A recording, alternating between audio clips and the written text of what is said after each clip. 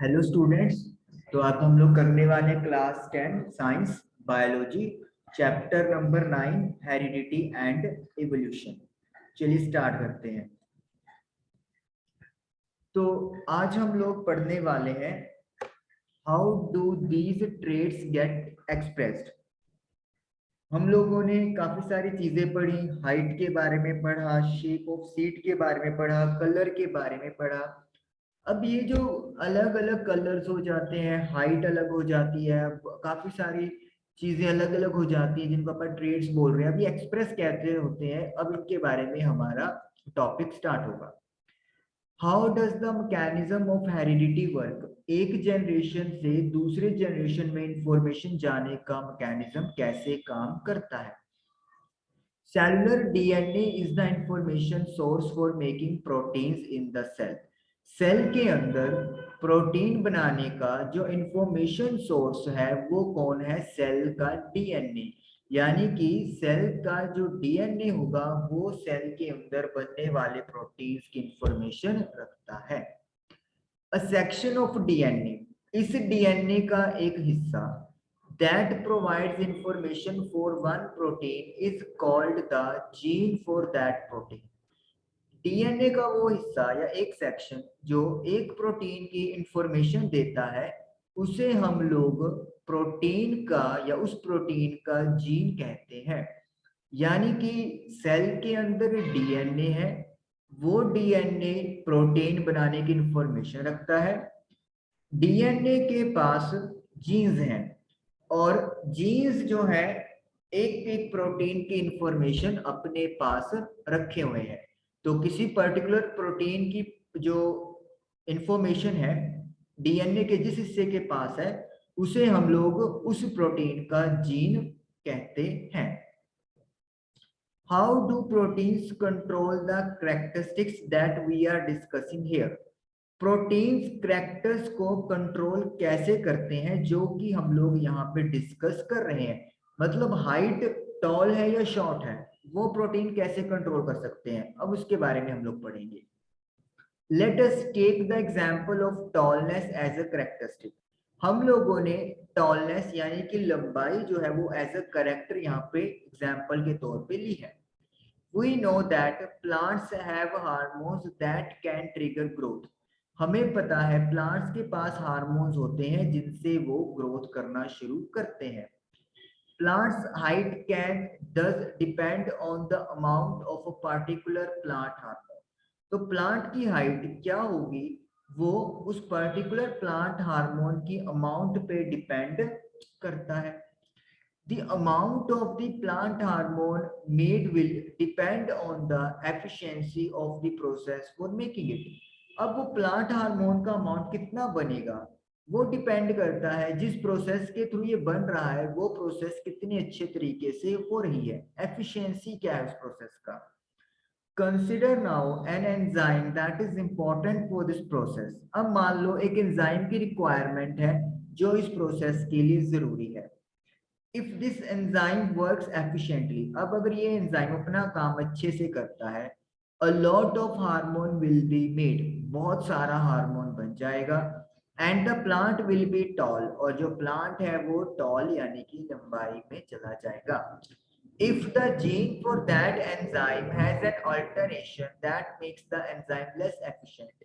लेकिन अगर मान ले जीन के पास इंफॉर्मेशन नहीं है प्रॉपरली उस एंजाइम के लिए जिससे कि एंजाइम लेस एफिशिएंट हो जाए, मतलब अपनी जो वर्क डन है वो अच्छे से ना कर पाए, the amount of hormone will be less, hormone का अमाउंट कम हो जाएगा। And the plant will be short, और प्लांट की हाइट छोटी रह जाएगी।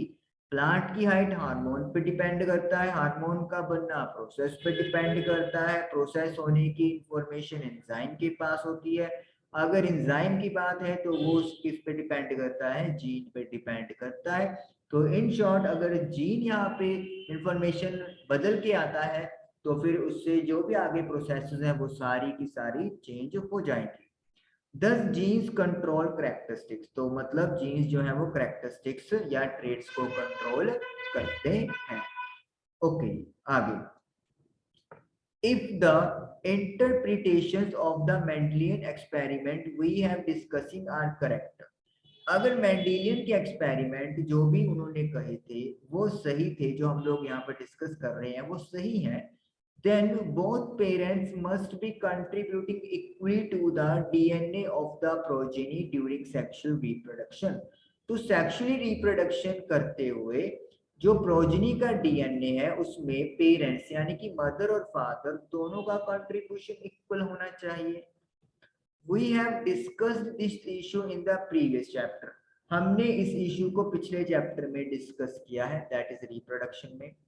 If both parents can help determine the traits in the progeny, अगर दोनों पेरेंट्स मतलब मदर एंड फादर किसी भी ट्रेट को डिटरमिन करने में हेल्प करते हैं नेक्स्ट जनरेशन में या अपने बच्चे में, both parents must be contributing a copy of the same gene.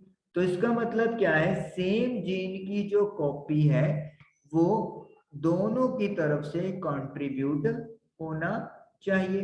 बिल्कुल, अगर किसी पर्टिकुलर ट्रेट की बात आप किसी भी प्रोजेनी में कर रहे हो तो वो ट्रेट मदर और फादर दोनों से कॉपी होके आता है। This means that each pea plant must have 2 sets of whole jeans.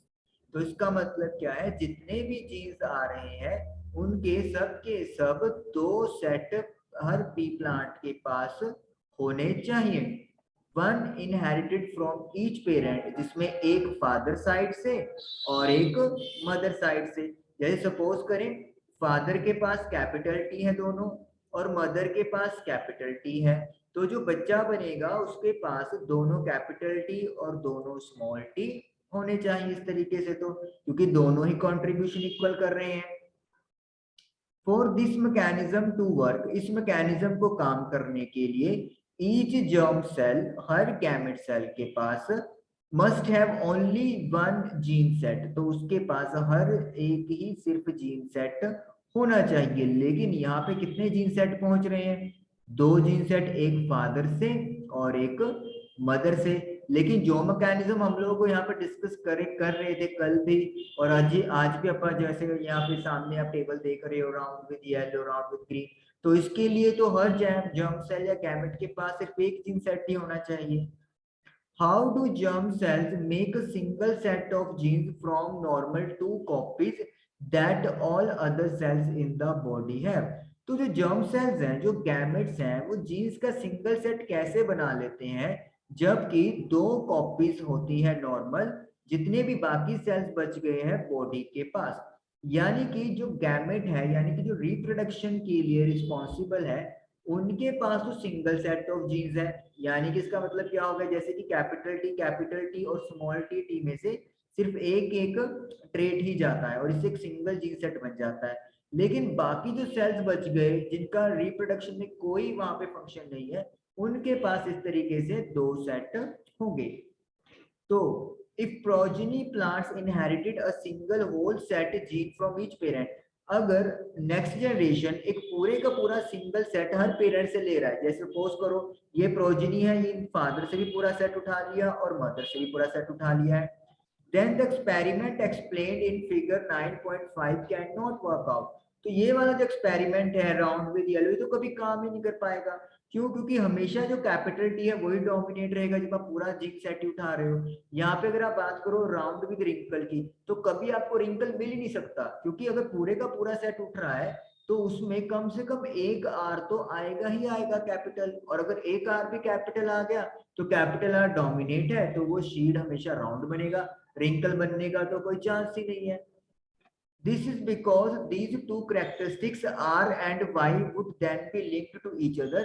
वो इसलिए क्योंकि 2 कैरेक्टर्स R और Y तो आपस में लिंक हो जाएंगे and can not be independently, और अलग अलग इनहेरिट नहीं किए जा सकते। और जो हमने देखा था कि राउंड के साथ यहाँ पे आप लोगों का दूसरा राउंड के साथ ग्रीन और रेड, एक जस्ट सेकंड, एक मिनट मैं थोड़ा सा कंफ्यूज हो गया। हाँ जी, जैसे आपने देखा था राउंड के साथ येलो भी है, राउंड के साथ ग्रीन भी है, तो अगर यहाँ पे ये चीज इंडिपेंडेंटली ना होती तो फिर तो ये कभी आपको मिल नहीं सकते थे राउंड विद येलो, आपको हमेशा क्या मिलना था जो यहाँ पे था, जैसे राउंड विद ग्रीन या wrinkle with yellow.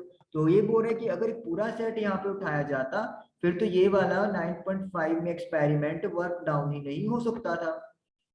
This is explained by the fact that each gene set is present. तो इसको एक्सप्लेन किया गया है इस फैक्ट से कि हर जीन सेट प्रेजेंट है, not as a single long thread of DNA, DNA के एक लंबे थ्रेड की तरह नहीं, but as separate independent pieces, लेकिन अलग अलग इंडिपेंडेंट जिनका आपस में कोई कनेक्शन नहीं है उन टुकड़ों की तरह, ईच कॉल्ड अ क्रोमोजोम, जिसे हम लोग क्रोमोजोम बोलते हैं। तो यानी कि जो हर जीन सेट है, मतलब फादर का जीन सेट लगा लो पूरा या मदर का पूरा जीन सेट लगा लो, वो यहाँ पर सेपरेट इंडिपेंडेंट पीसेस की फॉर्म में आपके बॉडी में होता है, जिसे हम लोग क्रोमोजोम कहते हैं। Thus each cell will have two copies of each chromosome। तो इसका मतलब क्या है, हर सेल के पास हर क्रोमोसोम की दो कॉपीज होंगी, one each from the male and female parents, एक मेल से और एक फीमेल पेरेंट से, मतलब एक फादर से और एक मदर से। Every germ cell will take one chromosome from each pair, हर जर्म सेल या गैमेट हर पेयर से एक क्रोमोसोम उठाएगा, and these may be of either maternal और पैटर्नल ओरिजिन, और ये मैटरनल यानी मदर साइड से भी हो सकता है या पैटर्नल यानी फादर साइड से भी हो सकता है। When two germ cells combine, जब दो germ cells combine हो जाते हैं, they will restore the normal number of chromosomes in the progeny। तो वो नेक्स्ट जनरेशन में क्रोमोसोम की नंबरिंग जो नॉर्मल होती है उसको वापस कर देते हैं। कब? जब दो जर्म सेल्स कंबाइन हो जाते हैं। Ensuring the stability of DNA of the species, इससे ये यकीन हो जाता है कि स्पीसीज का जो डीएनए है वो स्टेबल हो जाता है। Such a mechanism of inheritance explains the results of the Mendel experiments। तो इनहेरिटेंस का ये मैकेनिज्म जो है वो मेंडल के एक्सपेरिमेंट के रिजल्ट को एक्सप्लेन करता है, and is used by all sexually reproducing organism, और उसे सेक्सुअली रिप्रोड्यूसिंग ऑर्गेनिज्म में द्वारा यूज किया जाता है। But asexually reproducing organisms also follow similar rules of inheritance। लेकिन जो ऑर्गेनिज्म असेक्सुअली रिप्रोडक्शन करते हैं वो भी यही सिमिलर रूल इनहेरिटेंस के फॉलो करते हैं। Can we work out how their inheritance might work? क्या हम लोग ये वर्क कर सकते हैं कि उनका इनहेरिटेंस कैसे काम करता होगा। Now next topic is sex determination. We have discussed the idea that the two sexes participating in sexual reproduction must be somewhat different from each other for a number of reasons। हमने ये idea discuss किया है कि जब sexual reproduction में दो sex यानी कि एक मेल और एक फीमेल पार्टिसिपेट करते हैं तो उनको किसी ना किसी तरीके से एक दूसरे से अलग होना होता है, काफी सारे रीजंस की वजह से। How is the sex of a new born individual determine?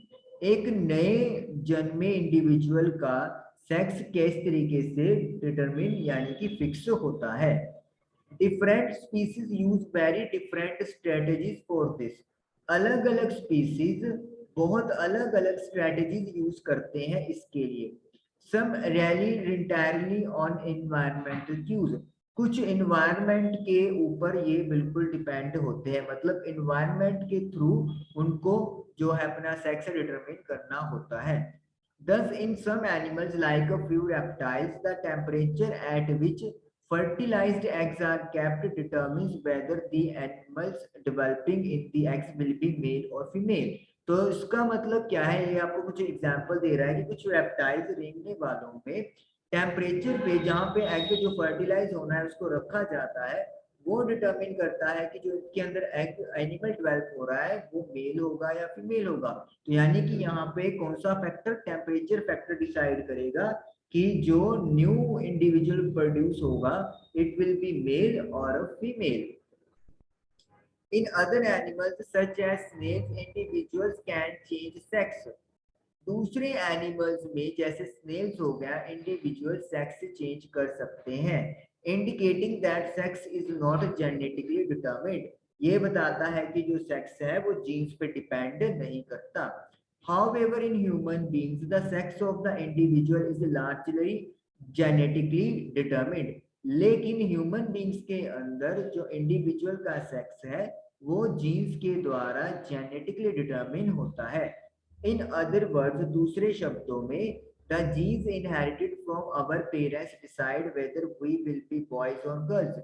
जो जीन्स हमने अपने पेरेंट्स से इनहेरिट किए हैं वो डिसाइड करते हैं कि हम लोग बॉयज होंगे या गर्ल्स होंगे। But so far we have assumed that similar gene sets are inherited from both parents. लेकिन अभी तक हमने क्या डिस्कस किया है कि सिमिलर जीन सेट ही दोनों पेरेंट्स से हम लोग इनहेरिट करते हैं। If that is the case, how can genetic inheritance determine sex? अगर ये वो केस है तो फिर जेनेटिक्स या जीन्स इनहेरिटेंस किस तरीके से सेक्स डिटरमिन करता है? The explanation lies in the fact that all human chromosomes are not paired. Explanation इस फैक्ट पे लाई करती है कि सारे ह्यूमन क्रोमोसोम्स पेयर्ड नहीं होते। Most human chromosomes have a maternal and a paternal copy. ज्यादातर ह्यूमन क्रोमोसोम्स के पास एक मदर साइड से और एक फादर साइड से कॉपी होती है। And we have 22 such pairs, और हमारे पास ऐसे 22 पेयर्स हैं। But one pair called the chromosome, लेकिन एक पेयर जिसे हम लोग सेक्स क्रोमोसोम बोलते हैं, is odd in not always being a perfect pair. वो हमेशा एक परफेक्ट पेयर नहीं होता। Women have a perfect pair of sex chromosomes. Women के पास जो सेक्स क्रोमोसोम होता है उनका परफेक्ट पेयर होता है। बोथ कॉल्ड एक्स, जिसे हम लोग एक्स बोलते हैं। But men have a mismatched pair in which one is normal sized X while the other is a short one called capital Y. लेकिन men में ये जो पेयर होता है वो मिसमैच होता है। एक क्रोमोसोम नॉर्मल साइज का है जिसे हम लोग X बोलते हैं, लेकिन जो सेकंड वन है उसका साइज शॉर्ट वन है जिसे अपन Y कैपिटल बोलते हैं। सो वोमेन आर XX, तो वोमेन के पास दोनों ही X है, लेकिन मेन के पास XY होते हैं। Now can we work out what the inheritance pattern of x and y will be? तो x और y के पैटर्न अब कैसे होगा, अब वो हमें बताया जा रहा है। As given as figure 9.6 show, तो फिगर 9.6 के accordingly half the children will be boys, आधे बच्चे बॉयज होंगे, and half will be girls, और आधे लड़कियां होंगी। All children will inherit an X chromosome from their mother regardless of whether they are boys or girls. सभी बच्चे x chromosome inherit करेंगे अपनी मदर से, चाहे वो लड़के हैं या फिर लड़कियां हैं। Thus the sex of the children will be determined by what they inherit from their father. तो बच्चे का जो सेक्स है वो डिटरमिन करेगा कि वो अपने फादर से कौन सा क्रोमोसोम इनहेरिट कर रहे हैं। A child who inherits an X chromosome from her father will be a girl. जिस बच्चे के पास फादर से भी एक्स क्रोमोसोम आएगा वो लड़की होएगा। And one who inherits a Y chromosome from him will be a boy. लेकिन अगर किसी ने वाई क्रोमोसोम इनहेरिट किया है तो वो बच्चा बॉय होएगा। आप देख सकते हो मदर के पास तो देखिए एक्स एक्स ही रहने वाला है, फिक्स है, लेकिन जो फादर है उनके पास एक एक्स होता है और एक वाई होता है। तो मदर से जो आपका गैमेट बनेगा वो एक्स ही होगा, लेकिन फादर से इट कुड बी एक्स और इट कुड बी वाई। तो 50% चांसेस है कि आप लड़की हो और 50% चांसेस है कि आप बॉय पैदा हो। तो डिटरमिन करता है कि फादर से कौन सा क्रोमोसोम फ्लोइंग हुआ है, और इस तरीके से हम लोग सेक्स डिटरमिनेशन की तरफ जाते हैं इन ह्यूमन बीइंग्स में। आई होप कि आप लोगों को ये टॉपिक क्लियर हुआ होगा। Thank you for watching the video.